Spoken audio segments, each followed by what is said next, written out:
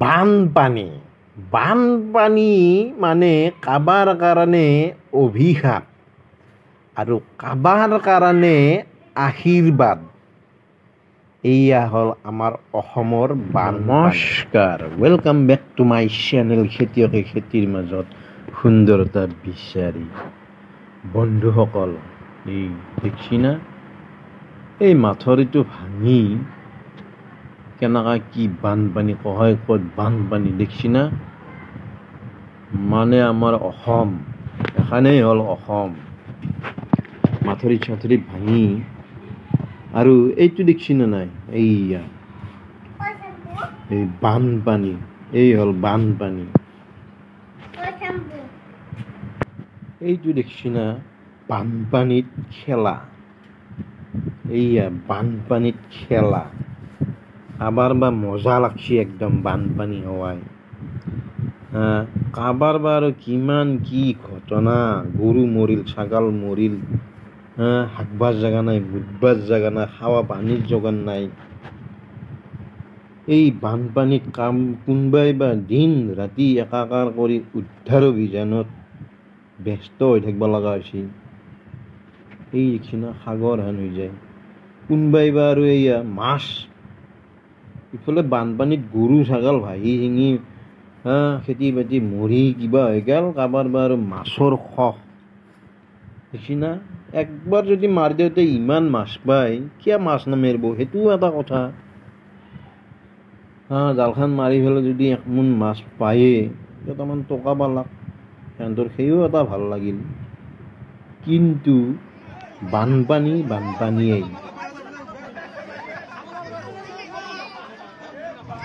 গাত বল জোৰ থকা মানুহখিনিহে কষ্ট নাপায়, কিন্তু বেমাৰ আজাৰ হৈ থকা মানুহৰ কি দুৰৱস্থা হৈ যায় এনেকুৱা বানপানী হ'লে। দেখছি না মানুহগিলাখান নিবা লগা পৰ্যায় হৈ যায়।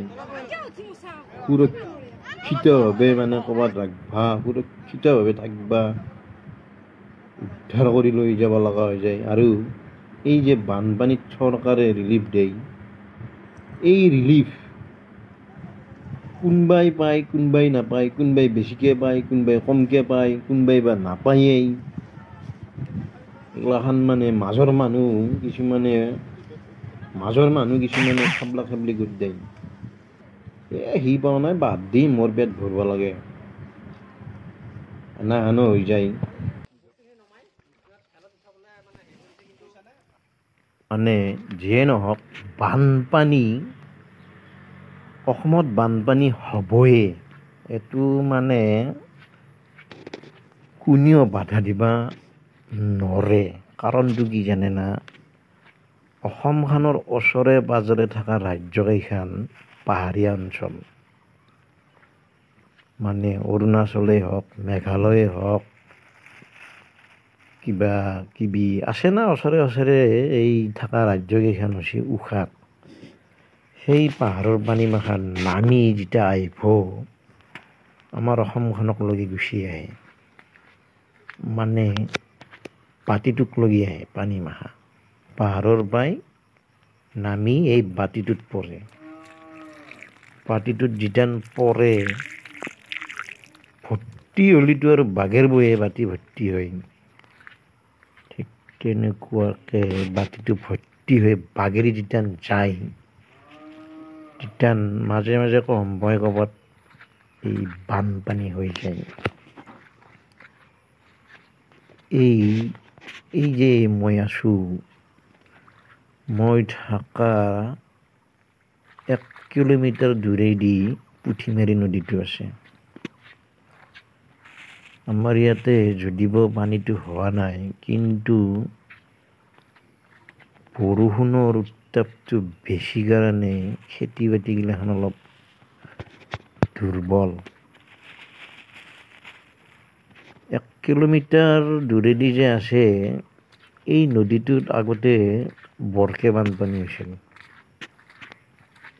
মানে আমিও বছৰে বছৰে বানপানীৰ কাৰণে অলপমান ভুক্তভোগী হেন হৈ আছিলোঁ। বেলেগ ভুক্তভোগী নহয়, গৰু ছাগল ৰখা অসুবিধা হয়। আজি কেইবছৰমান হ'ল ভূটানে তাৰমানে ইফালেদি পানীটো এৰা দিয়া নাই। ভূটানে আমাৰ এইটো ফালেদি এৰি দিয়া নাই, কোনোবা বেলেগ বেলেগ চাইডেদি এৰা দিয়ে, সেইমতে পানীটো বেলেগ চাইডে চাইডে হয়। আমাৰ ইফালে যদিব হোৱা নাই, কিন্তু পানী বৰষুণৰ পানীৰ উত্তাপটো বেছি কাৰণে অলপ খেতিগিলাখনৰ দুৰাৱস্থা। এই দেখছি না, এইটো কি জানে না নাই, এইটো চৰেৰ উৎপাত। যিয়ে 2-4টা মাল লাগে, চৰে কেইটাই ফচ ফচ কৰি দিয়ে।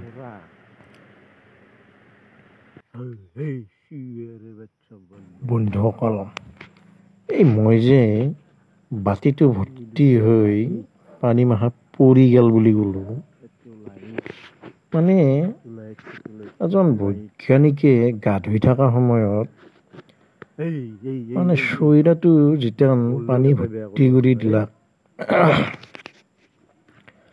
চৈৰাটো পানী ভৰ্তি হৈ যেতিয়া ভাগৰি পৰিল, পৰোতে সেই বৈজ্ঞানিকটোই কিবা ইউৰেকা এনাহানকে কিবা কৈ ফেলে লেংটাই মুংটাই দাউচছি।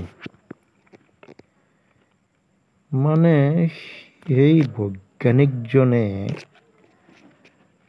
গা ধুই যে আছিল, লেংটা হৈ যে গা ধুই আছিল, সেইটোও পাহৰি গেল। যাই পাগলৰ দৰে লেংটাক লেংটাই দাউৰি আছে, কৈ আছে ইউৰেকা। এই বৈজ্ঞানিকজনৰ নামটো বা কি আছিল মই পাহৰিলো। আপোনালোকক অন্য ভিডিঅ' এটাত কম বাৰু, মই চাব লাগিব কিতাপখন। মানে এই আমাৰ যে লাইট গিলাখান, বাল্ব গিলাখান, এই বাল্ব যোনে তৈয়াৰ কৰিছে সেই বৈজ্ঞানিকজনে দাউৰিছিল। নামটোৱে পাহৰিলো নহয়, যি নহওক বানপানীটো আমাৰ কাম্য নহয়। মানে বানপানীটো আমি কামনা নকৰোঁ যে বছৰে বছৰে বানপানীয়ে আহক, কাৰণ এই বানপানী অহাৰ লগে লগে বহুত কষ্টৰ সন্মুখীন হয় বহুত মানুহ। অকল মানুহ বুলি নহয়, জীৱ জন্তু বহুতৰ অনিষ্ট সাধন হয়। আমি কামনা বানপানী আমি কামনা নকৰোঁ, কাৰণ বানপানী অভিশাপেই, এই আশীৰ্বাদ হ'ব। যিমানেই মাছ পাক, কাছু পাক, কিবা পাক, কিন্তু ই আশীৰ্বাদ হ'ব নোৱাৰে। কাৰণ এই মাছ মাখা সিহঁতেহে পাইছি, কিন্তু যোনে এই মাছ পালন কৰিছিল সিহঁতৰ কিমান দুখ। ইমান ডাঙৰ ডাঙৰ মাছ বনাব লাগলি কিমান আধাৰ, দানা পানী, তাৰ উপৰি পুখুৰী খানাওতে কিমান টকা বৰবাদ।